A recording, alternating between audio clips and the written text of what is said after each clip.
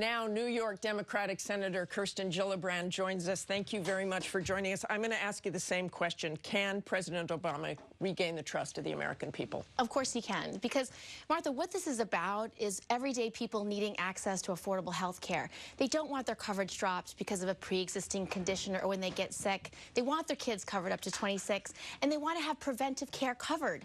And that's what this bill does. So once we get over this implementation issue, we will they can fix this. This is a fixable problem. So once they fix it, people will see I have an opportunity to cover my family. And Martha, I was in the emergency room just last week with my son who had an asthma attack and took too many puffs on his puffer. And I looked in the eyes of all the other mothers in the emergency room. These are mothers who don't have health care, who may not, this may be their only access. Whose trust has been shattered. No, but once that's just an implementation issue. Once you get beyond it, you then say, look, and you think we'll get beyond it by November 30th. You know what they'll see? Emergency room is covered. Do you know how much it is to go to an emergency room? You get a bill. It's very expensive. Let me ask you this. I want to go back to this implementation because we can't quite go forward yet. Did you feel misled by Obama? He should have just been more specific, because the point is, if you're being offered a terrible health care plan that the minute you get sick, you're going to have to go into bankruptcy, those plans should never be offered. So were you misled? He should have just been specific. No, we all knew. The whole point of the plan is to cover things people need, like preventive care, birth control, pregnancy. How many women, the minute they get pregnant, might have risked their coverage? How many women paid more because of their gender, because they might get pregnant? Those are the reforms that we had to fix. We're talking about leadership here and trust. What does this all say about President Obama's leadership these past few weeks? He fell on his sword, but he's missed that sword a couple of times. Well, no one is more disappointed in the implementation issues than President Obama, and he has taken full responsibility for the mistakes and the lack of getting this system up and running when it was supposed to be up and running.